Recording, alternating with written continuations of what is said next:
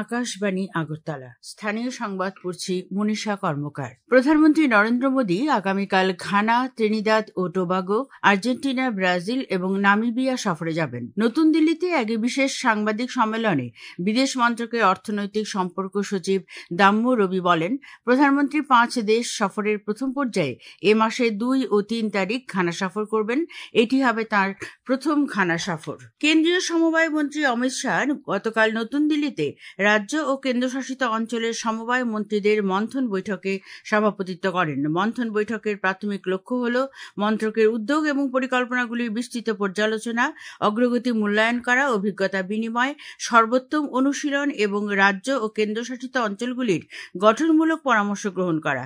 বৈঠকে 2 লক্ষ্য নতুন বহুমুখী প্রাথমিক কৃষি ঋণ সমিতি প্রতিষ্ঠা এবং দুগ্ধ ও মৎস্য সমবায় সমিতি প্রতিষ্ঠা বিষয়ে আলোচনা করা হয়। বৈঠকে রাজ্যের সমবায় মন্ত্রী শুক্লাচরণ নোয়াতিয়া অংশ নেন। প্রাক্তন কেন্দ্রীয় প্রতিমন্ত্রী প্রতিমা ভৌমিক বলেছেন, ত্রিরঙ্গা পতাকা ভারতবাসীর স্বাধিকার, বীরত্ব ও ত্যাগের প্রতীক। গতকাল বিলুনিয়া বিকেআই কর্নারে হাইমাস্ট ফ্ল্যাগ উত্তোলন করে শ্রীমতী ভৌমিক তা জনগণের প্রতি উৎসর্গ করেন। 2024-25 অর্থবর্ষে সারা দেশে জিএসটি আদায়ের ক্ষেত্রে এক নতুন রেকর্ড সৃষ্টি হয়েছে। ওই সময় 22.08 লক্ষ কোটি টাকা আদায় হয়েছে, যা গত বছরের তুলনায় 9.4% বেশি। এর ফলে গড় মাসিক আদায় হয়েছে 1.84 লক্ষ কোটি টাকা। সক্রিয় করদাতার সংখ্যাতেও যথেষ্ট বৃদ্ধি লক্ষ্য করা গেছে। 2025 সালের 30 এপ্রিল পর্যন্ত 1.51 কোটি সক্রিয় জিএসটি নিবন্ধীকরণ হয়েছে। গুয়াহাটি, আগরতলা, ইটানগরের পর আইজল উত্তর পূর্বাঞ্চলের চতুর্থ রাজ্য, যা শীঘ্রই রেল লাইনে যুক্ত হতে চলেছে।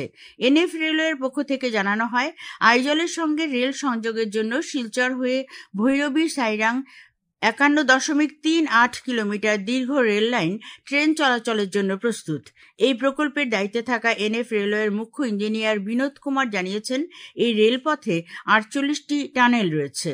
ये है कि जो हमारा 51 मीटर का अलाइनमेंट है, ये हिली टेरेन में से पास होता है। जो इसमें 31% टनल है, अराउंड 12 किलोमीटर जो है हमारे टोटल ब्रिज की लेंथ आ जाती है, और बाकी जो 44% बन जाता है वो हमारा मोस्टली जो है डीप कटिंग के बीच में आता है।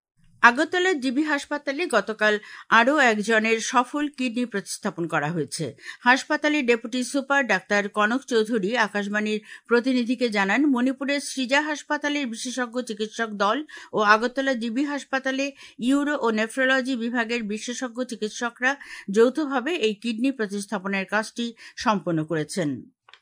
রাজ্যে পক্ষকালব্যাপী ধরতি আবা জনভাগিদারি অভিযান গতকাল শেষ হয়েছে। এই অভিযানের মাধ্যমে রাজ্যের প্রতিটি জনজাতি অধ্যুষিত গ্রামগুলোতে কেন্দ্রীয় ও রাজ্য সরকারের বিভিন্ন প্রকল্পের সুবিধা সরকারি 20টি দপ্তরের মাধ্যমে সুবিধাভোগীদের দোরগোড়ায় পৌঁছে দেওয়া হয়।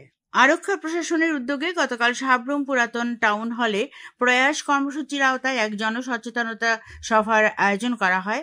বাল্যবিবাহ, নেশা এবং সড়ক দুর্ঘটনা প্রতিরোধ সম্পর্কে জনসচেতনতা বাড়াতে সভায় প্রশাসনিক পদক্ষেপ ও সামাজিক দৃষ্টিভঙ্গির পরিবর্তনের উপর বক্তারা আলোকপাত করেন। জেলা প্রশাসনের উদ্যোগে গতকাল খোয়াই নতুন টাউন হলে সংবিধান হত্যা দিবস পালন করা হয়। অনুষ্ঠানের উদ্বোধন করে বনমন্ত্রী অনিমেষ দেববর্মা বলেন, রাজ্যের প্রাইমারি থেকে দ্বাদশ শ্রেণী পর্যন্ত বিদ্যালয়ের ছাত্রছাত্রীদের সংবিধানে প্রদত্ত মৌলিক অধিকারগুলি সম্পর্কে ছাত্রছাত্রীদের সচেতন করতে হবে, তবেই ছাত্রছাত্রীরা নিজেদের মৌলিক অধিকার সম্পর্কে জানতে পারবে। অনুষ্ঠানে বিধায়ক পিনাকি দাস চৌধুরী বক্তব্য রাখেন। যান দুর্ঘটনা নিয়ন্ত্রণের উদ্দেশ্যে গতকাল সিপাহীজলা জেলার যাত্রাপুর থানার উদ্যোগে কাঠালি মোটর স্ট্যান্ডে প্রয়াস সভা অনুষ্ঠিত হয়। অটো ও যানবাহন চালকদের নিয়ে আয়োজিত এই সভায় যাত্রাপুর থানার ওসি সুব্রত দেবনাথ ট্রাফিক বিধি মেনে যানবাহন চলাচলের আবেদন জানান। আজ আকাশ আংশিক মেঘাচ্ছন্ন থাকবে। দিনের সর্বোচ্চ তাপমাত্রা 34 ডিগ্রি সেলসিয়াসের কাছাকাছি থাকতে পারে। আজ ভোরে দিনের সর্বনিম্ন তাপমাত্রা ছিল 26.6 ডিগ্রি সেলসিয়াস। স্থানীয় সংবাদ এখনকার মতো শেষ হলো। পরবর্তী বাংলা স্থানীয় সংবাদ প্রচারিত হবে আজ সন্ধ্যা 7টা 55 মিনিটে।